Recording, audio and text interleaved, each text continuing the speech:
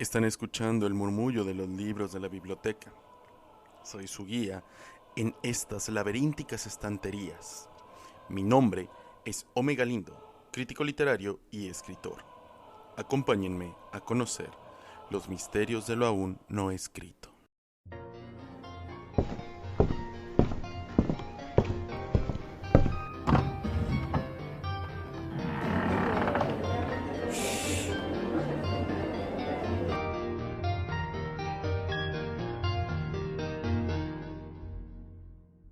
Ya son las 21:31 del lunes 16 de noviembre en los estudios de grabación de la Kulturgilde de la Universidad de Burgenreich, ubicados en Hexenstraße 732 en Tuden, Suiza. En los controles está Alexandra Reichenbold y en este lado del micrófono les saluda Omega Lindo. Gracias a varios de mis compañeros de la Spanische Sprache Heinz und de Vía que nos acompañan como escuchas. Tenemos 7 grados en el ambiente, aguanieve cubriendo las calles y el locutor de Music zum Traumen con una gripa descomunal. Aprovecho estos minutos para agradecer a Salvador Virgen, quien nos visita desde Berlín, compositor del tema de entrada de este programa y de otros más de la Kulturgilde. Salvador, si te quedas a vivir en estas latitudes o regresas a México, estaremos en deuda contigo por esta magnífica donación musical. Este episodio, igual que el anterior, se está grabando para mandar copias a los interesados. Ya saben que si necesitan contactarse con nosotros, el teléfono en cabina, contestamos en español, en francés, in deutsche Sprache, es 88 12 239. Podemos facilitarles un CD con los episodios que han salido. Ya va por el Swiss Post, una copia hasta Salamanca para Diego Molán y el Dr. Johansen. Pero basta de plática. Como mencioné anteriormente, mi estancia en Suiza se debe a la beca Hansel Schmelel. ¿Saben quién fue este escritor? Y mejor aún, ¿sabían que en 1783 una de sus obras desapareció a 8 personas sin dejar rastro? La Biblioteca de Misterios de lo Aún Escrito presenta el día de hoy Eine ewige Familie.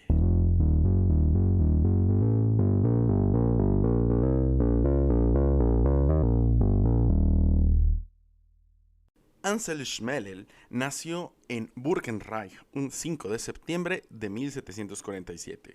Era Virgo.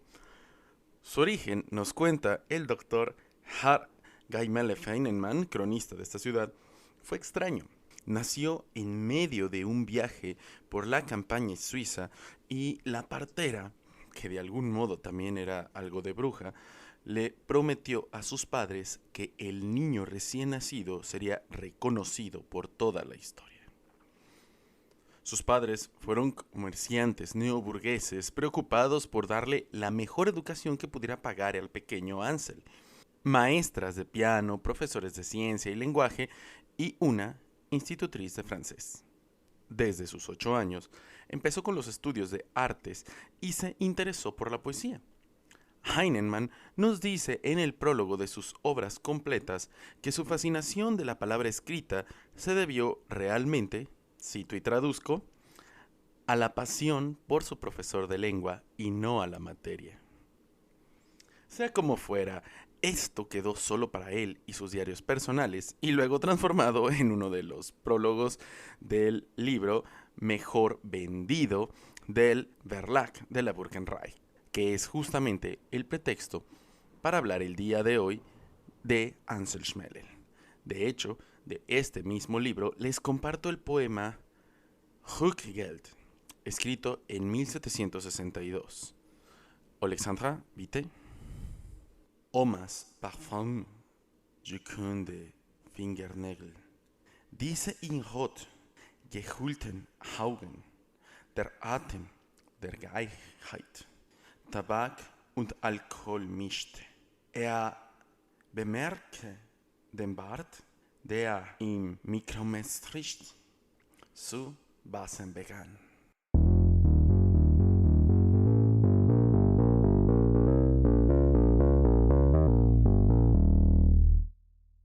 Años más tarde, Ansel Schmelel entró a la carrera de Juristische, Derecho, en la universidad en el año de 1764.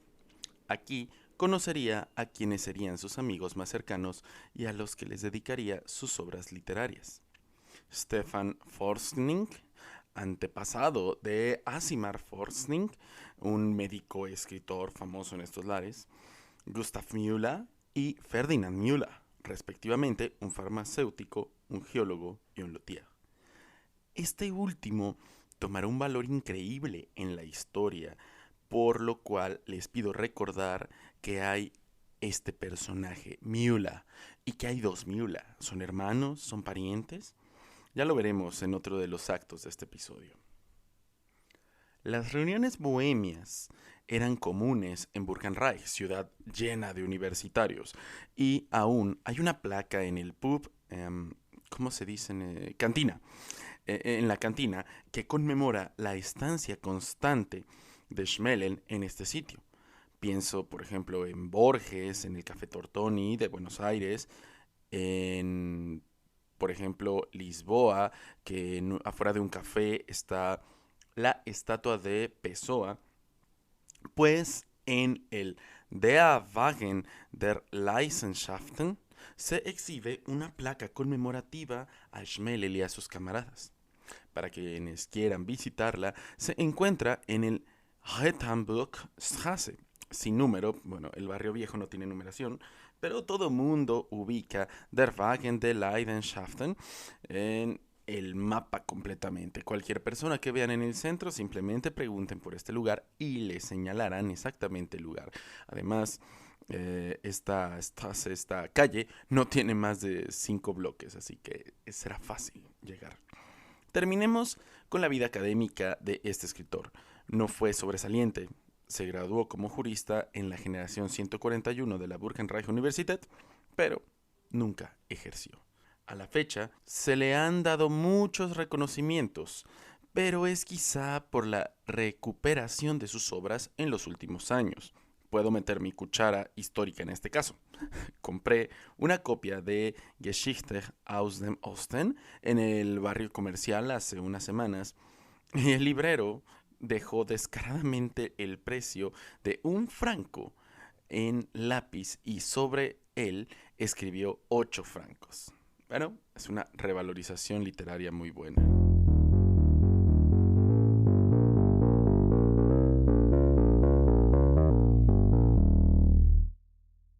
Egresado de la carrera, conoce a varios autores.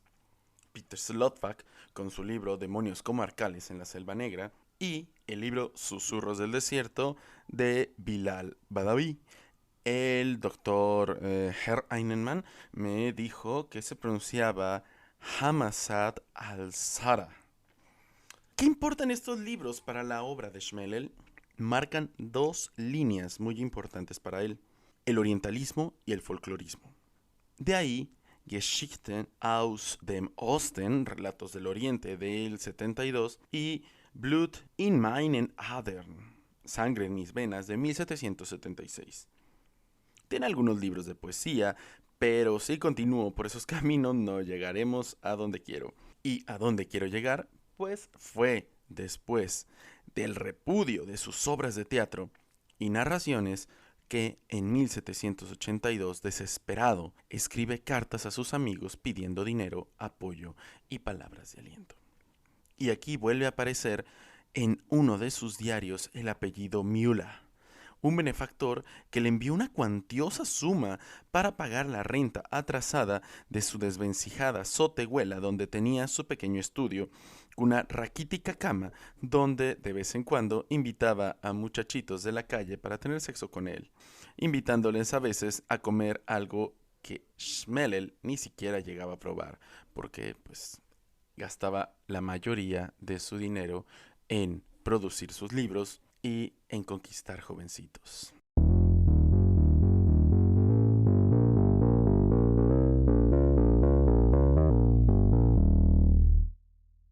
Diciembre de 1782. En plena víspera de Año Nuevo, Ansel Schmelel, en medio de un catarro que casi acaba con su vida, tiene una alucinación. Una voz misteriosa le dicta Eine ewige Familie, la última obra de teatro que realizará el autor.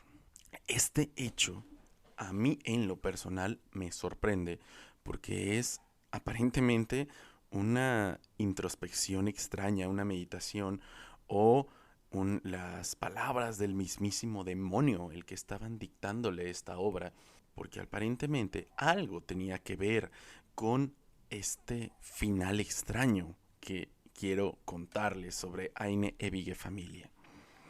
Pues bien, con ayuda de sus amigos, sobre todo Ferdinand Müller, vuelve a aparecer, y su mujer Frau Müller, logra rentar el Stadter Braunschweig, la ópera estatal de Braunschweig, una ciudad cerca de aquí, e inicia con los ensayos para esta obra producto de la fiebre y el descuido, o bien del mismísimo Lucifer que estuvo dictándole estas cosas. Nunca lo sabremos, nunca llegaremos a conocer porque incluso estas entradas de su diario ya no se encuentran disponibles. Continuando con el episodio anterior, parecería que un Briefesa se los hubiera comido, ¿no? Es interesante cómo lo más importante que hubiera salvado al pobre Schmelel desapareció. Bueno, ¿de qué trata esta obra? La pieza muestra la historia de una familia de 3 generaciones. Un niño nace cuando el abuelo fallece. No se sabe mucho de ella porque el guión original no existe ya. Solo nos quedan algunas reseñas de la obra creadas por los críticos en periódicos, por ejemplo Das Wort y Verstehen, 2 diarios vespertinos importantes de su tiempo. Además, la prensa atacó desmedidamente el hecho de que Schmelel fuera homosexual, más que incluso su talento literario. Es verdad, aparentemente esta obra de teatro no era la mejor, la opus magna del autor. Sin embargo, los otros textos que he leído, ahorita les comentaré, son muy buenos. El problema realmente no viene a qué tan buena o qué tan mala era la obra, sino que al final de la representación faltaba un miembro del público, Ferdinand Müller, quien acaba de casarse con Hilde Müller. Ambos entraron al teatro un 24 de mayo de 1783, pero solo salió ella.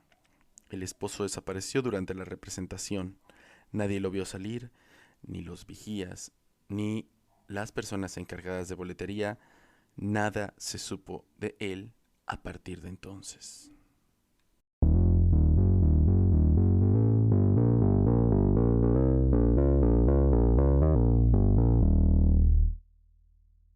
No se sabe cómo es que Ferdinand Müller desapareció, pero es interesante que su existencia no estuviera registrada en absoluto.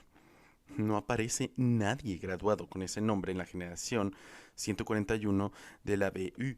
Sí existe un Ferdinand Müller casado con Hilde Müller, pero resulta que Müller era el apellido de la esposa y no de él, un caso sumamente atípico. Me encantaría que fuera el único misterio, pero no lo es. Para el 31 de mayo desapareció una nueva víctima, segunda fecha de presentación, y una tercera el 8 de junio de 1783. Semana a semana estaban desapareciendo personas que asistían a ver esta obra. Sin rastro, a pesar de haber policías vigilando, los eventos seguían aconteciendo. Y para el 8º fin de semana, las autoridades le prohibieron a Schmelel seguir representando la obra. La 9ª representación fue la última, donde misteriosamente alguien sustrajo todos los guiones de la obra de teatro, incluso los que Schmelel tenía en sus cartapacios. Es decir, no existe registro real de que esta obra siquiera hubiera existido. Y más interesante, la obra estaba programada para representarse 10 veces. Quiere decir que queda una 10ª representación que nunca se pudo realizar. No sabemos nada más, por eso es tan vago, ni siquiera sabemos el nombre de los personajes. Lo que sí quedó para la posteridad fue la noticia de que el oficial Dogo Alimen detuvo a Schmelel, lo llevó a la comisaría y luego terminaron encerrándolo en el manicomio del Große Effene Irrensalz, hoy conocido como el Forskningsinstitut, en honor, irónicamente, del amigo de Schmelel, Stephen Forsking. Ahí murió, en este lugar, Ansel Schmelel. Murió a la edad de 69 años, un 4 de septiembre de 1815, un día antes de su cumpleaños número 70.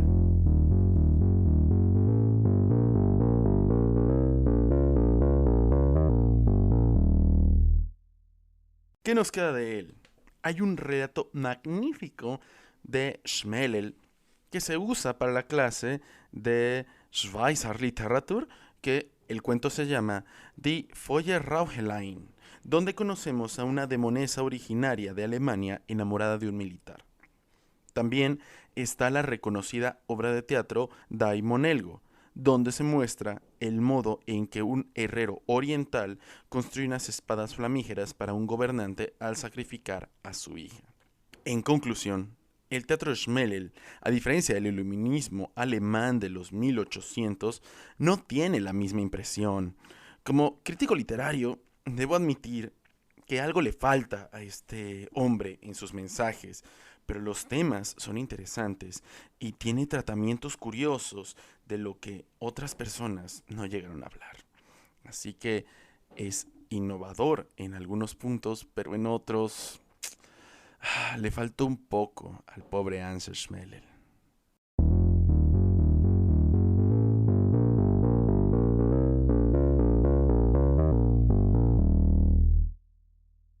Ansel Schmelel, autor prominente del que se reimprime la tercera entrega de sus Gesammelte Werke, sus obras completas, bajo la casa editorial de la Kulturgilde de la Birkenreich Universität.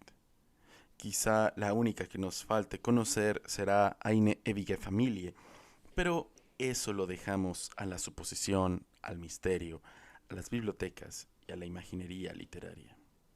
Así concluimos nuestro segundo episodio de Misterios de la 1 escrito. Nos vemos el siguiente lunes a las 21:30 en el 103 de AM. Este fue un programa de la Kulturgilde transmitido en vivo desde la Hexenstraße número 732 en Tuden, Suiza. De este lado del micrófono se despide Omega Lindo, Alexandra Reichenbolg en los controles y Ansel Schmelel en los corazones de todos nuestros escuchas. Gute Nacht a tous.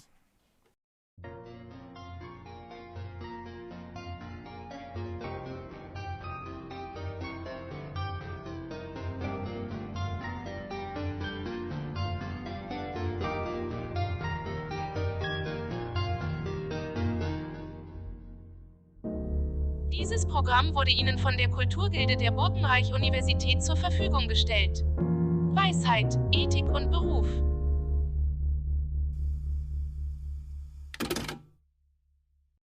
War der Autor homosexuell? Begleichen? Wer kommt nächste Woche? Ah ja, Heinemann ist kommen.